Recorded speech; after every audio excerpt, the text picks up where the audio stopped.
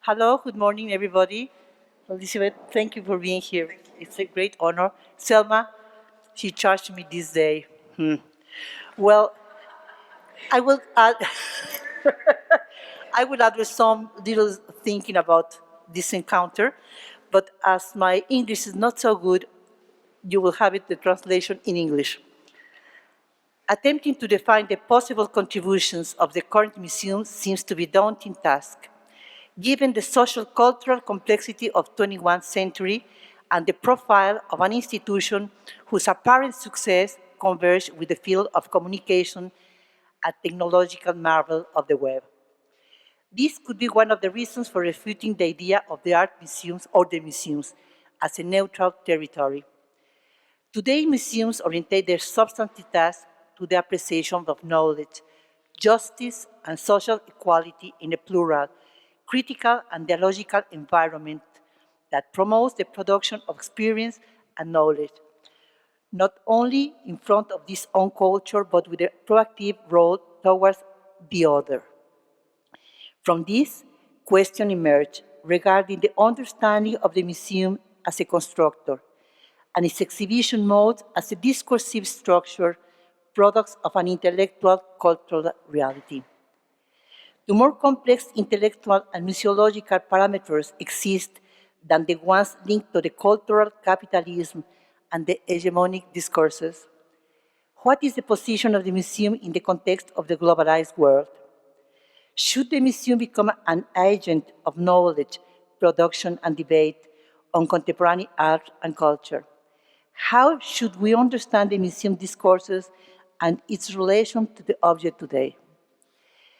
Currently, when traditional values that once configured the museum's role and its functions are questioned, the museum penetrates the social sector it wishes to serve and becomes an arena for debate that fosters questioning and activates critical thought, turning the institution into a field of reflection that is anything but neutral, that dissents, debates, and questions creativity.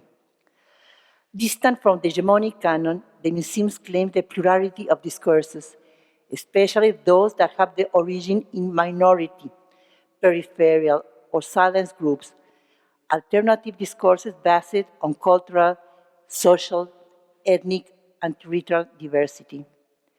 The museum can be conceived as a place where all voices can be heard and where the public plays a proactive role.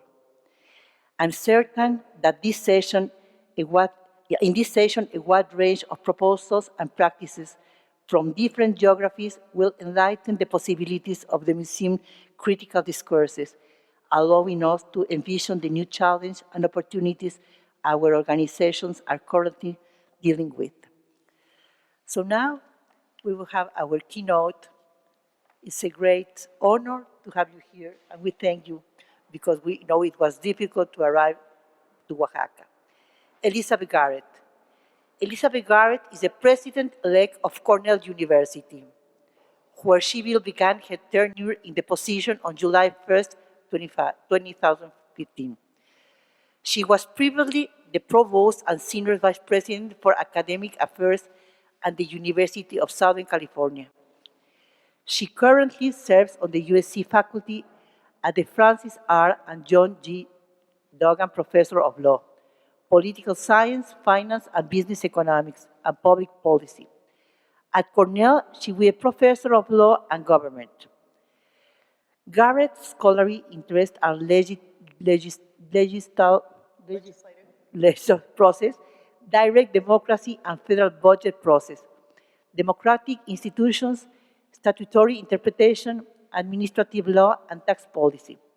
The author of more than 50 articles, chapters, and essays, she is co-author of the fourth edition of the leading casebook on legislation and statutory interpretation, Cases and Material on Legislation, Statutes and the Creation of Public Policy. Before joining USC, she was professor of law at the University of Chicago, where she also served as Deputy Dean for Academic Affairs. She is a member of the Council of the Americas Law Institute and a Life Fellow of the American Bar Foundation. She was inducted as a Harold Russell Fellow of the American Academy of Political and Social Science in 2013. Welcome, Elizabeth. Please come to the stage. Thank you. Actually, can you hear me if I stand up and talk? Great. Thank you so much for inviting me here today. Selma and I have been talking about this conversation for some time. It's a great privilege to be here with you. I've enjoyed my time here, really have enjoyed our conversations and look forward to more.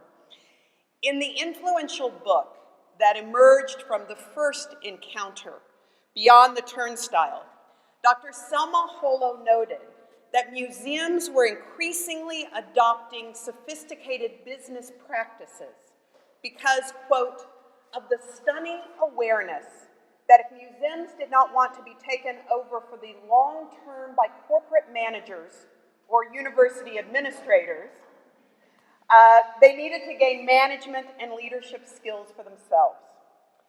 5 years later, we are witnessing throughout the world, and particularly in the US, an increasing number of university-museum mergers, in large part because the financial situation for many smaller independent museums, even if they do adopt good business practices, is precarious. Now, while I agree with Selma that the alliance between corporate managers and museums is a precarious one, I believe that universities and museums can partner to great benefit. We are, after all, natural allies. We share an educational mission, and I think universities can help a museum in an interdisciplinary way think about what they are bringing out to the world about culture, about knowledge, about beauty. When I was provost of the University of Southern California, I led a negotiating team that brought a museum into USC. We acquired the Pasadena-based Pacific Asia Museum. I also led negotiations in an unsuccessful discussion with a larger LA museum and with a couple of research institutes. So I have some experience from a university administrator side in constructing these mergers. And I thought today I would talk about two aspects of those discussions: the negotiation phase, and then what I think is very important, the implementation or transition phase. And that's often overlooked. You get excited about the negotiation and you forget that if you're successful, you need to be able to integrate the two museums in a way that is respectful of both. So let me talk a bit about the negotiation stage, and here I want to focus on two aspects: the informal discussions that begin negotiation, and the drafting of a letter of intent, which is a short 10 to 12 page, non-binding document that sets out the key terms and shapes the rest of the due diligence and the ultimate legal document affecting the merger. Now, as you can tell from Graciella's introduction, I'm a lawyer, but I don't practice. I never have. I worked in the Congress, but it certainly has helped that I have some legal background. But I led these teams as an administrator, as a provost, not as a lawyer. As you know, these begin with informal discussions. And I think the most successful collaborations are those that come out of some period of time of an informal getting to know one another, sponsoring conferences, working on exhibitions and programming together. And that's because trust is a very important part of the success of these collaborations. And repeated dealings, a history of working together, can cause such trust. We did not have that with the Pacific Asia Museum. This just sort of fell into my lap. We did not have a period of discussion. But I do think that is how many of these work out. It also requires that the museum's key staff and their board of trustees Show leadership and support. They're key. Without that support, these negotiations cannot succeed. I will also say that I believe these negotiations have to take place at a particular time in the financial life of the museum. What do I mean by that? The primary concern, as you know, that drives a museum to consider this kind of relationship is financial. If there weren't financial pressures, a museum would not approach a university. They would continue to be independent. But it has to happen before the museum is in dire financial straits, is in a disastrous position. It has to happen at just the right strategic time for the museum to feel urgency, but for it not to be in a free fall. And the reason for that is simple. It may be too hopeless for a university to come in at the very last minute if there's really been a history of financial difficulties.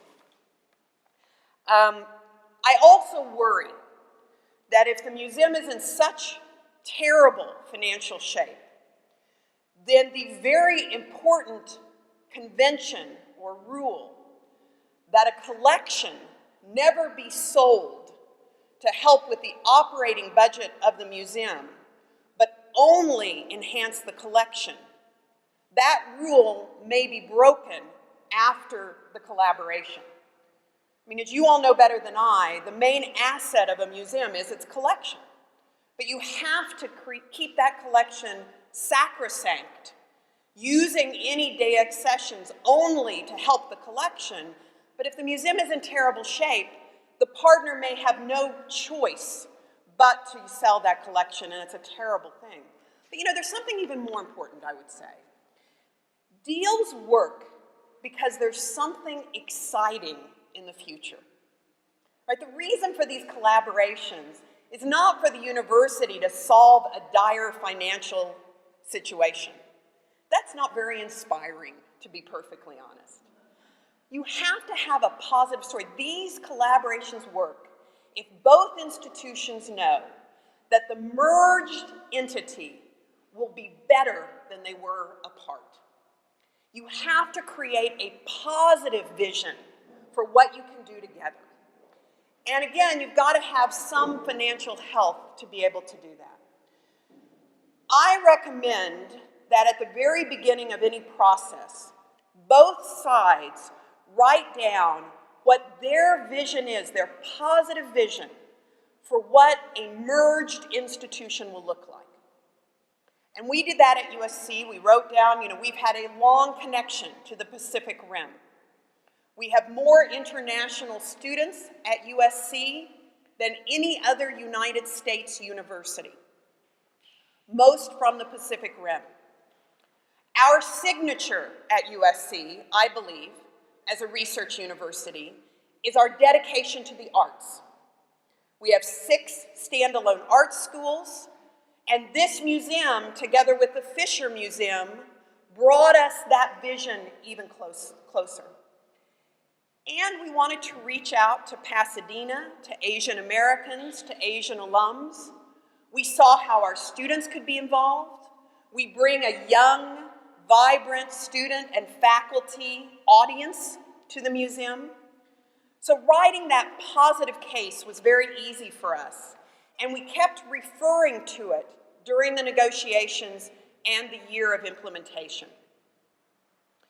So once you kind of have a sense of where you want to go, you draft a letter of intent. Now, a letter of intent is non-binding.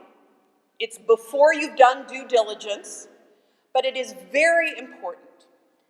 It must set out the key terms, and you must get agreement on those key terms now, or it is not worth the cost of due diligence. Get agreement on the big things, and then spend the months of due diligence and drafting the legal merger or acquisition document in the light of those agreed to terms.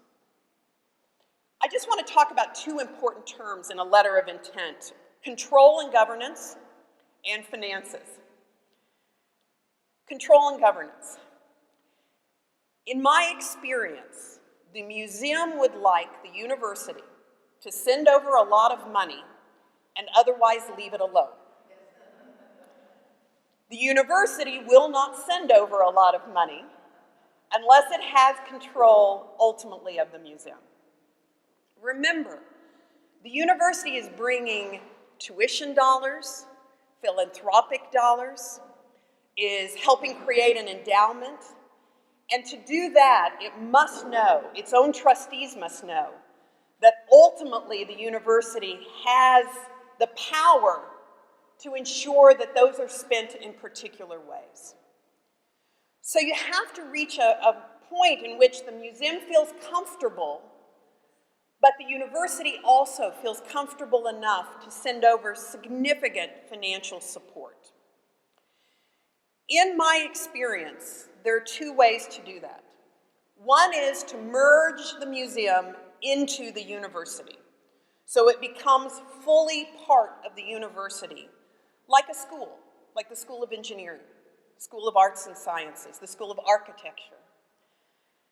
That means the fiduciary board of the museum is dissolved.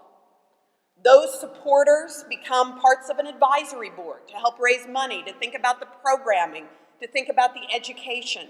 But isn't that what they wanted to do in the first place?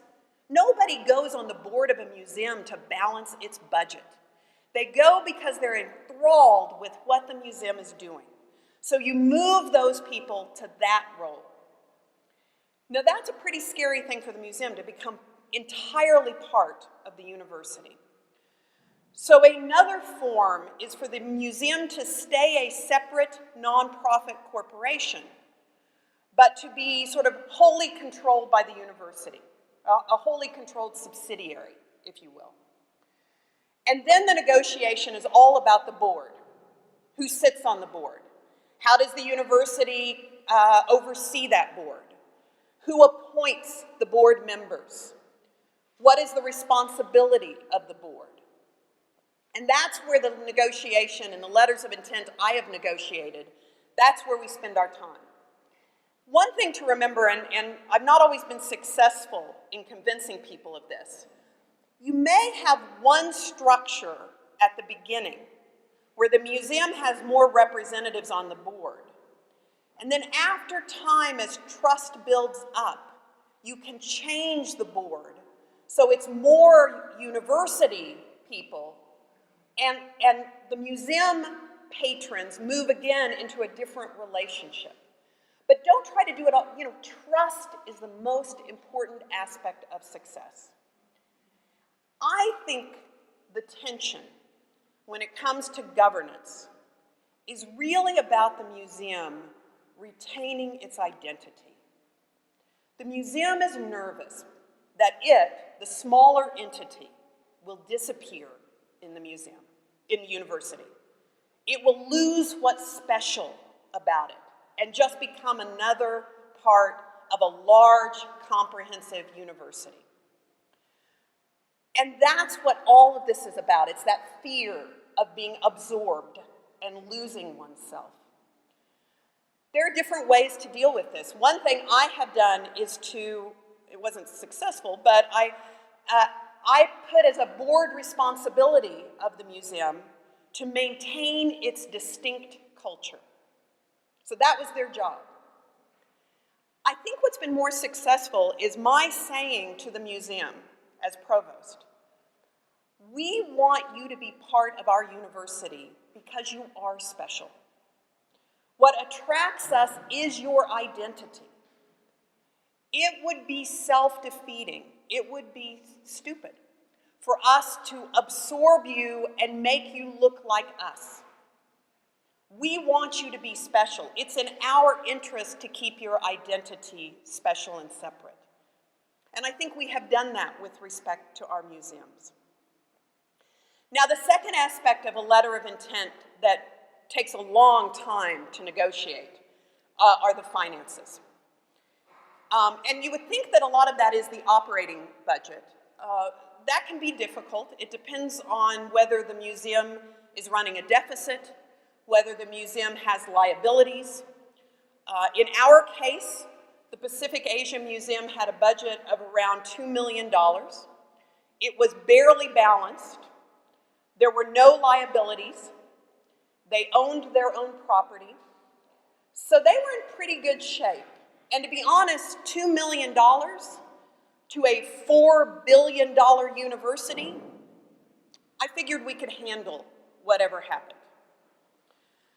The more difficult things to negotiate, well, let me just say, if the budget is bigger, or if the deficit is bigger, you may be aware, I know some people are, of the Corcoran Museum that has gone into George Washington and is also affiliated now with the National Gallery.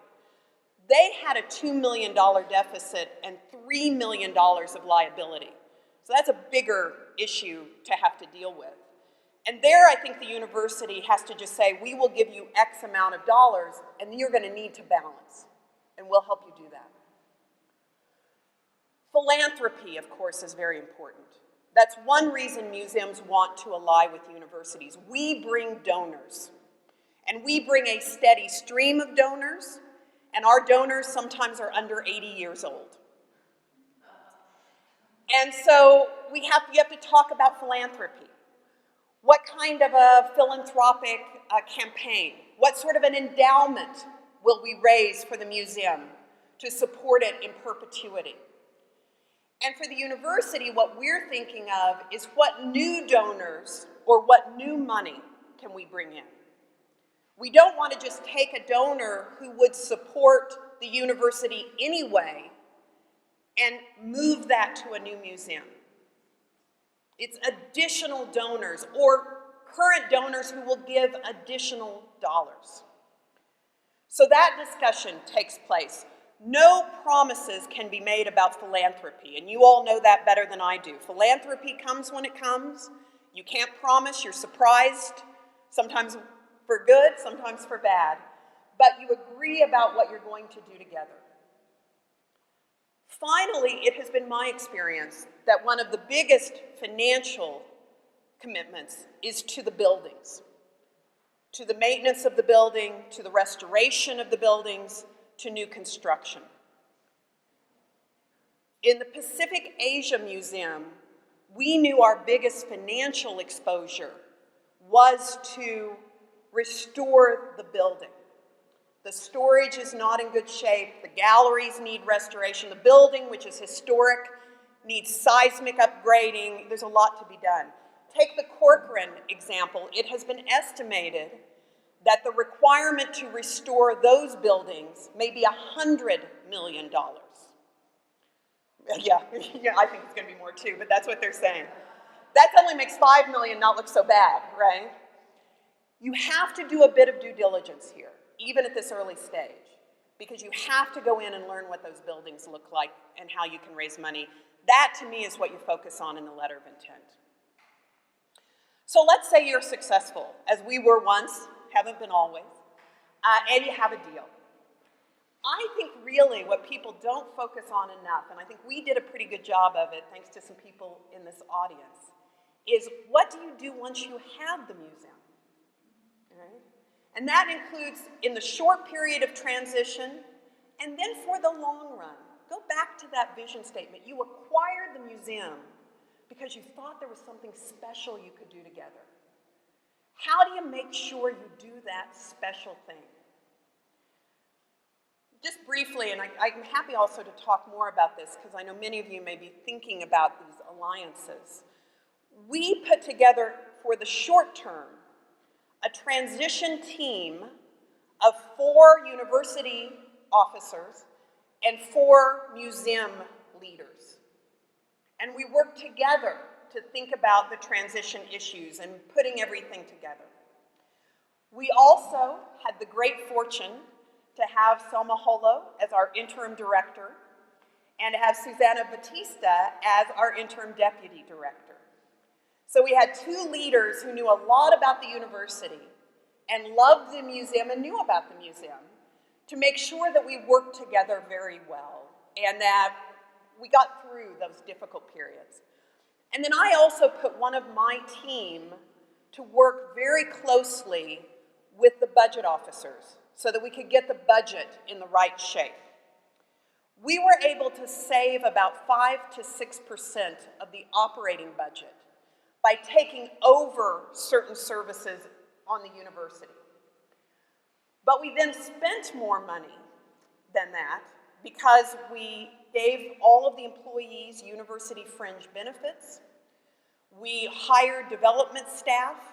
We hired new educational staff. So we expanded, actually, the budget, maybe around $2.5, $3 million now, I think, the budget. So you've got to work on that. We also hired a new director. Selma agreed to do this, but told me I had to find somebody to take it over pretty quickly. And that was a great process because it allowed us to work with the museum supporters and patrons and Pasadena community to envision the future of the museum together. We involved them in this experience. We brought in 3 finalists that, frankly, that museum would never have been able to recruit on its own. Never. That made everybody really excited. And then we brought in the first Asian American director of the Pacific Asian Museum, Christina Yu, who had been the Korean and Chinese art curator at the Los Angeles County Museum of Art. And she has continued to help envision the future of the museum and serves as a faculty member at the university. But that's all for the first few months. Really the harder part, and I'll conclude with this, is what do you do in the long term, for the years ahead, to integrate the 2 institutions? And that can be particularly difficult because there's often distance involved, right? USC is in downtown LA. The Pacific Asia Museum is in Pasadena. How do we make sure our students go to the museum? How do we make sure the museum's collection comes to the university? How do we have faculty go back and forth? How do we have alums believe that the Pacific Asia Museum is part of USC? And I think there you have to put into place joint structures, faculty advisory committees, student engagement committees. The director of the museum, just like Selma Holo, comes to provost meetings, feels part of the university community. She participates in faculty meetings. She participates with the arts deans. Robin Romans, a leader on the provost staff, works to make sure the museum is integrated into the life of the arts and humanities at the university. But you can't hope that just happens. You must focus on it. You must make it happen. You must have dedication from the leadership. You have to put structures in place. In the last encounter, I was reading the book that came out of that. It's such a spectacular book. And Graciela de la Torre concluded in her discussion about a museum's mission. Given that intellectual capital becomes the institution's most important resource, perhaps the greatest challenge for the director will be the ability to detect individual talent and instigate collaborative networks among interdisciplinary teams within the museum. When there is a merger of a university and a museum, the director has to reach out to the university as well, but create those same interdisciplinary collaborations, those same magical experiences that the 2 institutions share together. It's a harder job, but I think the payoff in the end is greater.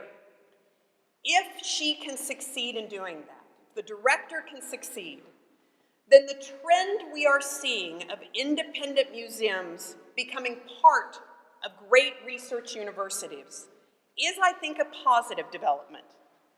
Certainly, given finances, it is an inevitable development.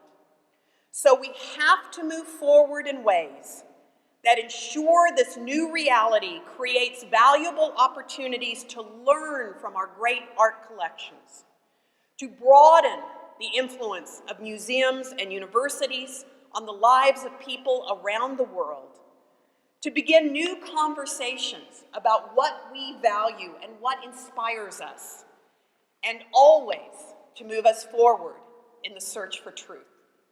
Thank you very much.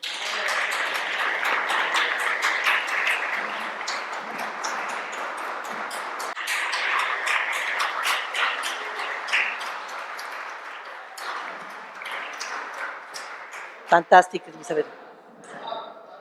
Bravo. Fantastic. And from my point of view, I think this is a very special case, the one USC, culture and museums. I have never heard about this synchrony with the university and the museums forming real part of the university. We are all, museums are in the universities, we are always peripheral. We are not part of the university, and I think this is a case. I hope at Cornell, this beautiful museum you have will be part of the university.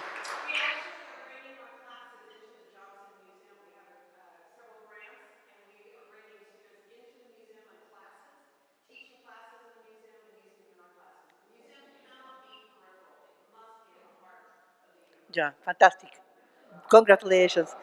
And now we will have our boss in this session. Come here. He will be our boss. He's Edward Goldman. For more than 20 years, Edward has been an art critic and host of Art Talk, a weekly program which airs prime time Tuesday evenings during All Things Considered in LA largest NPR affiliate. Edward also contributes weekly art report to the why don't you read yourself? Better. Let me learn about myself, yes. Edward also contributes weekly art report to the Huffington Post. Yes, and Edward came to America 35 years ago and got a chance to do something that only in America emigre from another country can have. Despite my English, which was, you can imagine, yes. So first I've been doing for 25 years now program on National Public Radio. And in California, in Los Angeles, where everyone drives a car, people listen to the radio. It's like, I'm joking sometimes, the only intimate moment when you're alone is when you're in your restroom, on your toilet seat, or in the car. No one talks to you, you listen to that. For 1 year, I've been doing program on public TV, also talking about art and culture in a prime time. And I had to learn something the most impossible, maybe to any person or any cultural institution, not only to talk at the audience, but to be able to say something that the audience pays attention. And when a museum has very particular exhibition and very few people showed up, what's this famous expression? What happens if the tree fell in the forest and no one see it? Did it make any sound? No. And I had the privilege in Russia before I immigrated to work at the Hermitage Museum. You probably heard about this little museum which recently celebrated 250 years. And it's an amazing museum, and I worked there for almost 10 years and at the educational department. And I had a strange, I don't have what you have, discipline and academic direction. I started with Greek and Roman history and archaeology as a child. I like this fairy tales about Greek gods.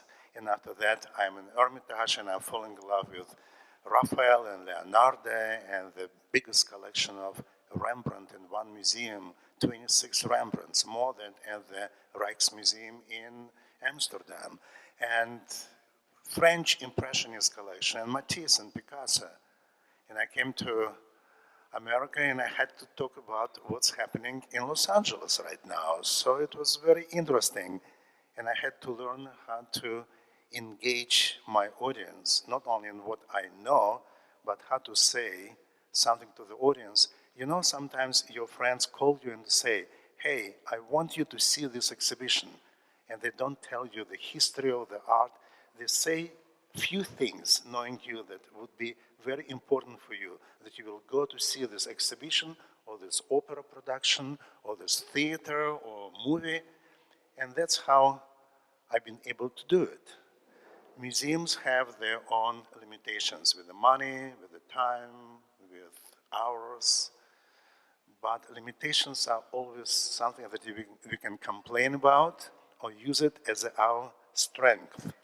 For example, several days ago we went to Tamayo Museum, small museum with not only amazing collection of pre-Columbian artifacts, but it's presented with such eloquence, with such beauty, with such focus. It was amazing. Okay, I can say many things. I have few people whom I have to introduce, so you will be introducing them. Okay.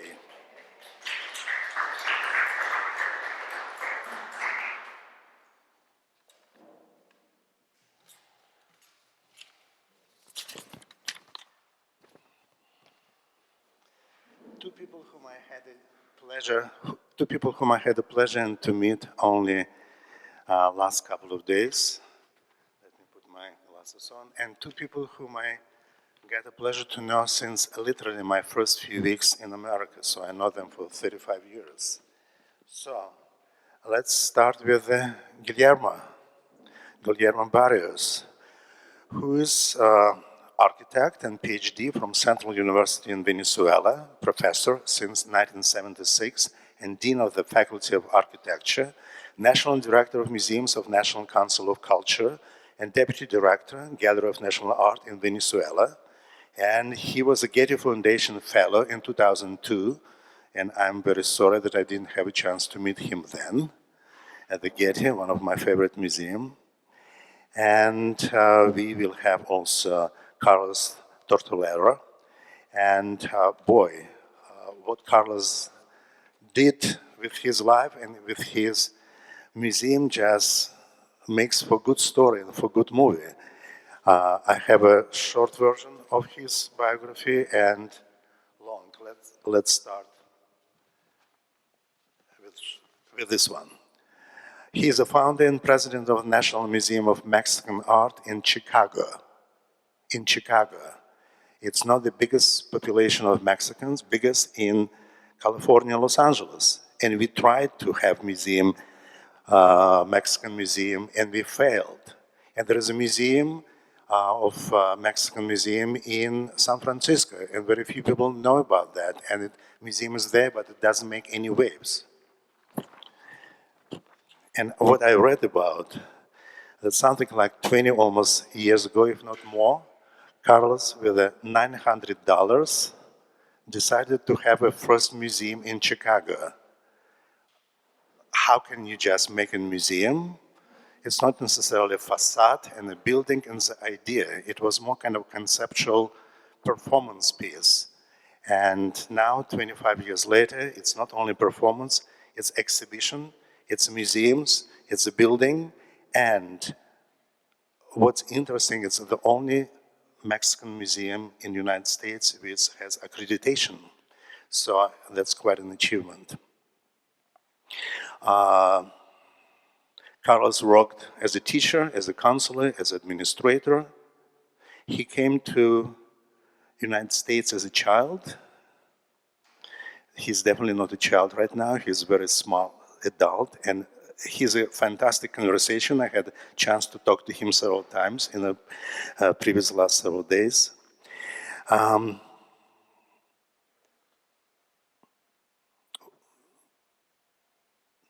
The National Museum of Mexican Art has become a national model for its exhibitions, performances, art education program, advocacy of cultural equity issues, and is a model for how museums need to change in today's society. 20 exhibitions organized by his museum has traveled across the country, and 8 had traveled to Mexico. There are over 8,000 pieces in the museum permanent collection. So it will be very interesting to learn more about his collection and his programs. And now,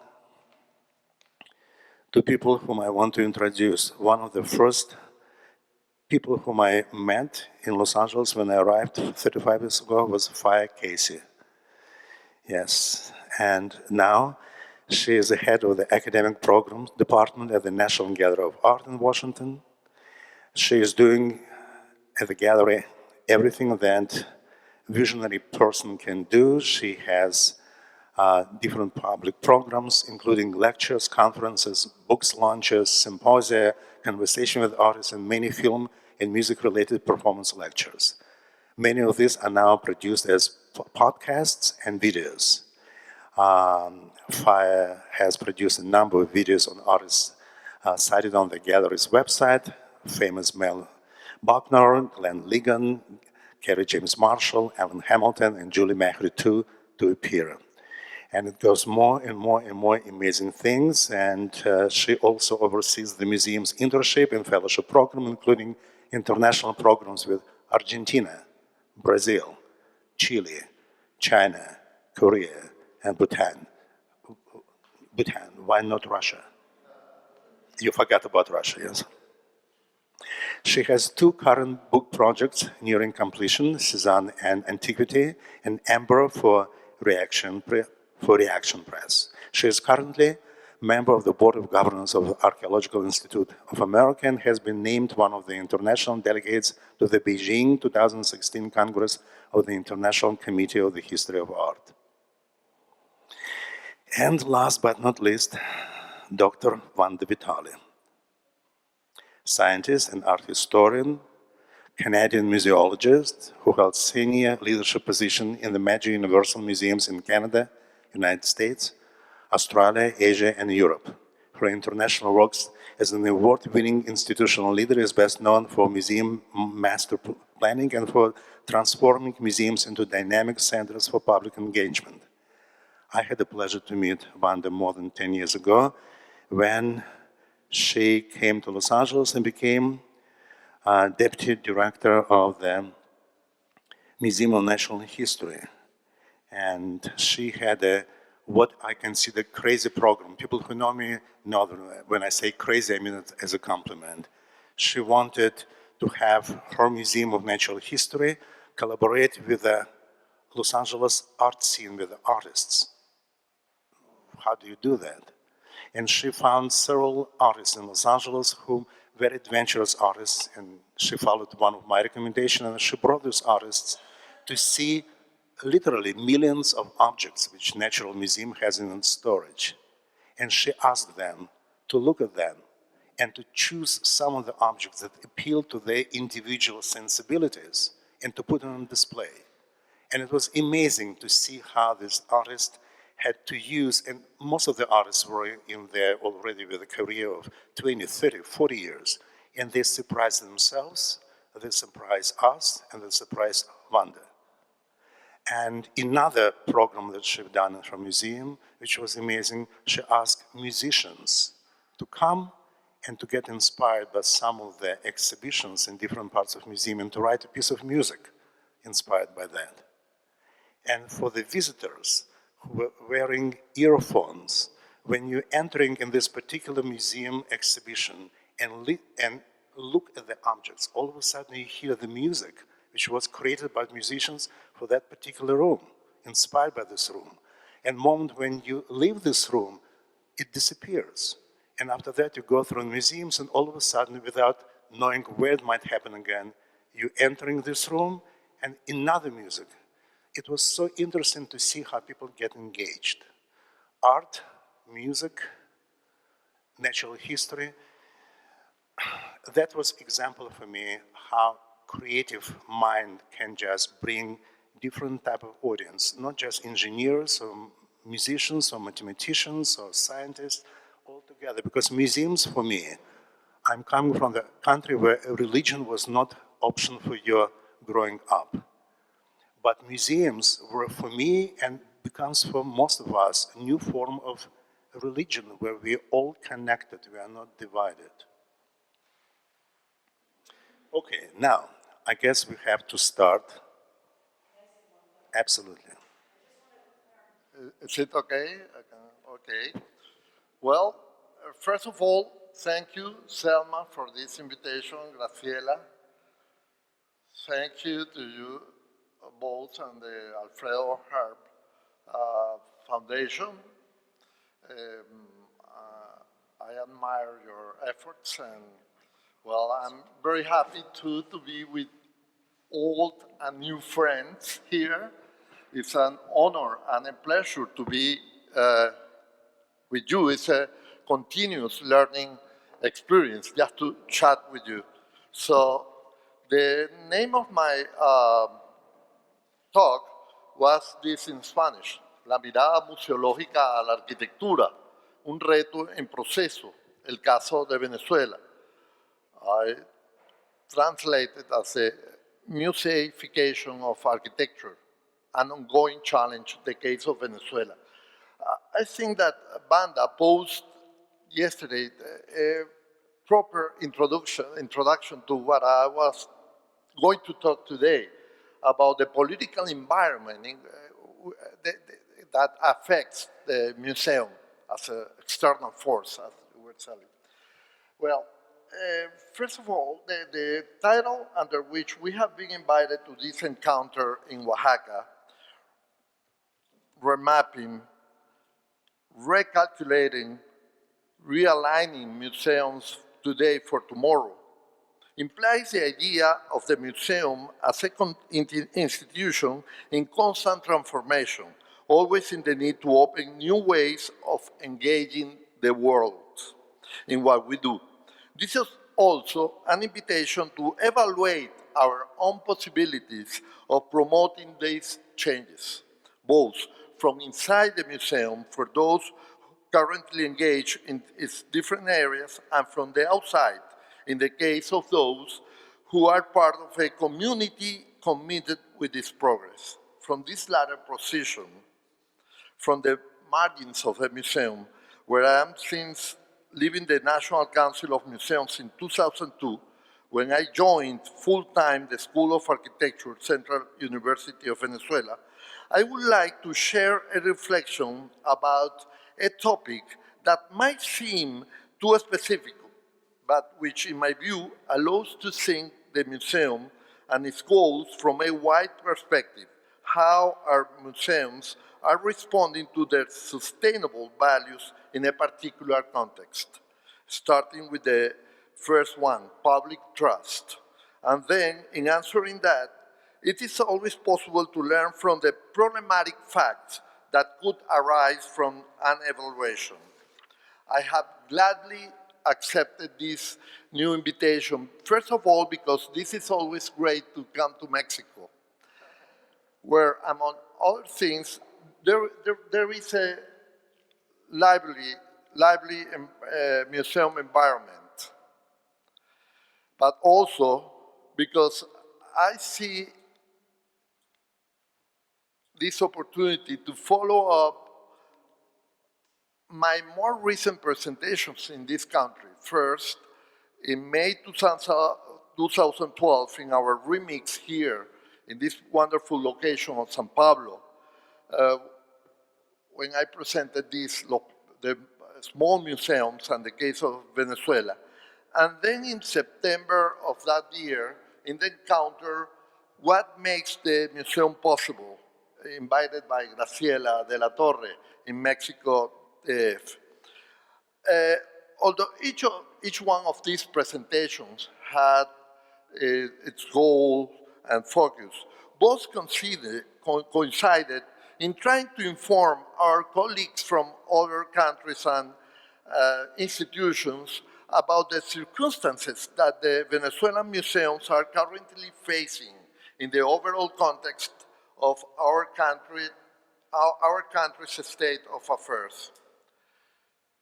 This presentation aims to put in perspective the recent opening of the National Museum of Architecture, MUSARC, which I am not part of, in Caracas, in the context of a personal experience of collaboration with the curatorial team of the exhibition Latin America in Construction, Architecture 1955, 1980, that opens at MoMA on March 29th. Without the intention of an inappropriate north-south comparison, our meditation questions the role that a museum of this type must fulfill in the face of A, aspirations and expectations of the museum's community, B, technical and conceptual advances of architecture museification, and C, articulation of a narrative of its subject, national architecture. All of this in the implicit framework of the sustainable values of the museum that we have defined. The curatorial team of the MoMA exhibition, led by Barry Berdol, approached our School of Architecture where they started their search of information and materials about the Venezuelan chapter of the exhibition. This project was from the beginning oriented to bring forth to an international audience the rich development of architecture during this period, the period between 1955 to 1980. Following the first experience of MoMA in this subject, Latin American architecture, it covered one decade from 1945 to 1955. The difference between the two projects is that this new project would include not only photographs and models like the first one, but a wide scope of expressions of our architectural heritage. We carried out our collaboration from a particularly significant, meaningful location, the School of Architecture in the Ciudad Universitaria de Caracas. This campus, built between 1946 and 1947, is one of the most emblematic modern sites in the continent. Conceived as an open museum, the magnificent sculptures and murals and glass works by modern masters, like this one by Leger, are displayed in the campus garden, this by ARP, or in interior spaces like this by Calder. As part of this urban ensemble, our school has been, since its foundation, a lighthouse over the city and the country, overlooking and guiding their relentless spatial transformations. From this base of operations, its community of scholars and students work under the precepts of the scientific or factual view, which produces papers, reports, projects, and other sorts of academic materials.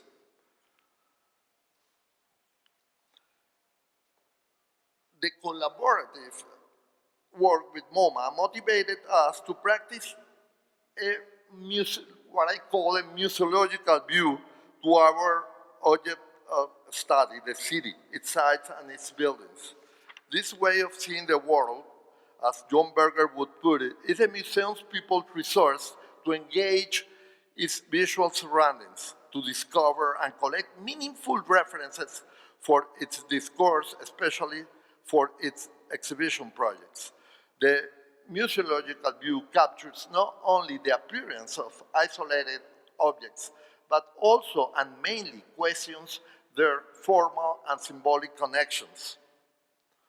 Talking on connections like we were yesterday.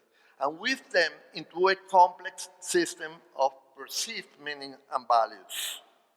On viewing the world this way, the Museum of Modern Art bears an unparalleled tradition in the museum world on exhibiting architecture from 1934.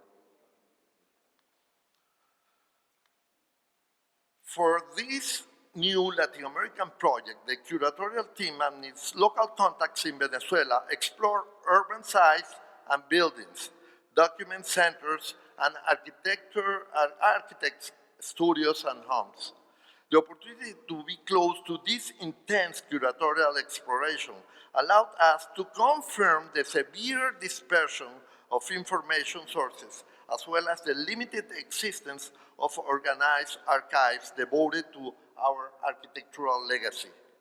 A revelation of the same caliber stemmed from the results of our working on a basic bibliography about Venezuelan modern architecture, especially commissioned by MoMA.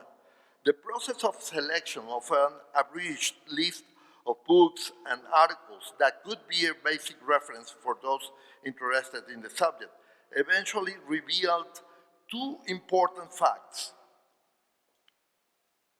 First, the absence of a proper narrative correlative to our recognized modern architecture in Venezuela. And second, the unexpected relevance of museums, exhibitions, records for this narrative corpus. In this case, I wanted to explore which exhibitions we had on architecture. And I realized that I was the executive director of the Gallery of National Art back in 1983 when we displayed the first of a series of projects on Venezuelan modern architecture. It was this one, Los Signos Habitables, the first one of a series of architects that really challenged us to the way we had to exhibit architecture, which is not an easy thing to do, because you cannot bring architecture to the museums as you can do with paintings and sculptures. So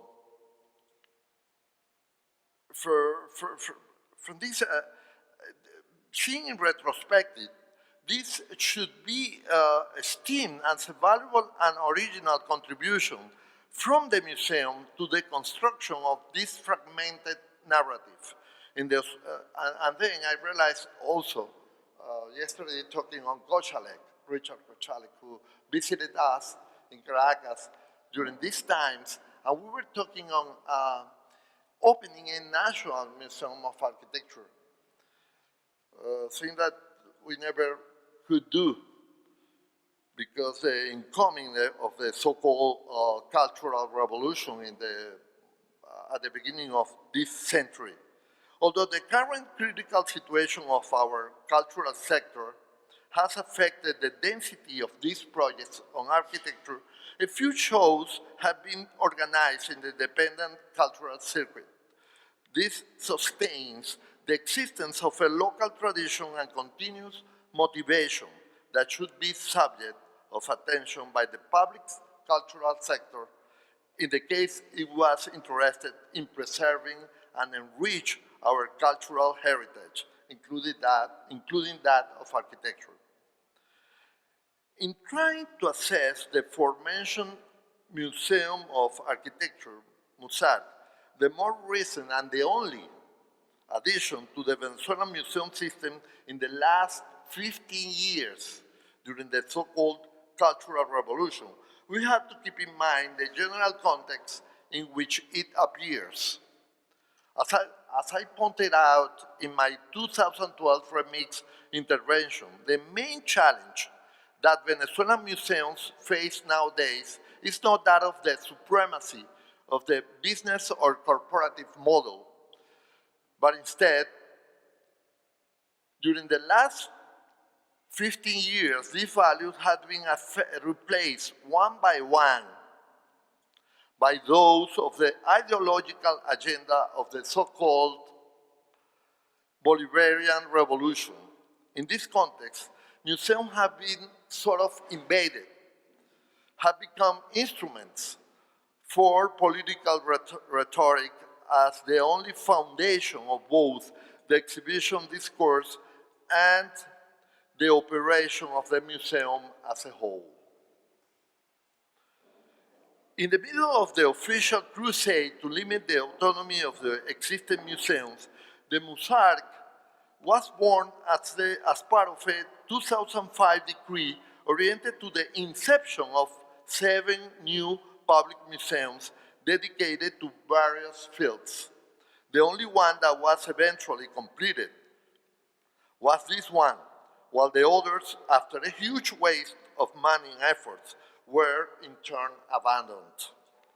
Although the emergence of this museum should have represented a joy, it was, even before its opening in 2012, a cause of concern for and rejection by the academic and professional community of architecture, the museum natural constituency, and stakeholders. The reasons for this critical reception point to at least 3 aspects: the conception of the museum, the construction of its building, and the operation of the museum. First of all, its conception, the museum mission and goals were conceived as a secluded project with no connection to its community ideas and aspirations. This lack of connection expressed the lack of interest on carrying on the long-awaited campaign to collect and register the legacy of Venezuelan architecture. Since its opening, the museum has not given any sign of interest in developing research projects regarding this goal. The same opaqueness and lack of connection with this community was expressed in the project of the museum building, which was conceived and completed as an act of power. The museum was directly commissioned to the museum's director himself. Losing a key opportunity to launch the museum with a lesson on the ethics of public buildings commissions, which in a democratic society should be assigned through open competitions. Since the first construction signs started to appear in this site, the architecture of the Museum of Architecture began to be questioned by its poor resolution of volume, its internal layout, and external and internal finishes. Very poor in every sense. A key critique was oriented to the fact that the building, located in one of the most emblematic avenues of Caracas, was planned and built in the lot of a former plaza, an open square in front of the old bull ring of the city, the Nuevo Circo, built in 1916, severely blocking this heritage building site and affecting its urban presence. Once in operation, the museum exhibition program, which in 2 years has only included very few shows and few activities around them, 2 or 3, have clearly expressed the museum's purpose to be just an instrument for official propaganda and ideological rhetoric, embodying the idea of cultural institutions as mere appendices of the central government, recognizing its achievements. The exhibitions, as a result of the imposition of a factual view, not a museological view, on reality, not a product of multidisciplinary research towards the construction of a narrative of national architecture, follow the models of a propaganda discourse. Their physical resolution just included a narrow spectrum of means, mainly Photoshop posters and models, with no attention to finishes, and to the rich scope of old and new sources of expression of architecture in the contemporary museum. Obviously, this is far from the Museum of Architecture our community had in mind, but if I were to define in brief how would it be our Museum of Architecture, I would be inspired by the words of Italo Calvino: "A city without a story does not exist." I think that the same could apply to the museums and to architecture. The Museum of Architecture we need should be oriented to weave a comprehensive narrative of Venezuelan architecture since its origins. And this is only possible for an open, plural, connected, and innovative institution with a clear vision and commitment to its community. I think that even if there are few things to be rescued for the Mosaic attempt, even if we have to tear it down completely, there is at least something to start from, the conscience of what is being done wrong, and learn from it to remap, to recalculate, and realign our efforts, departing from what Selma Hollow keeps repeating. A crisis is something terrible. It's a terrible thing to waste. Thank you.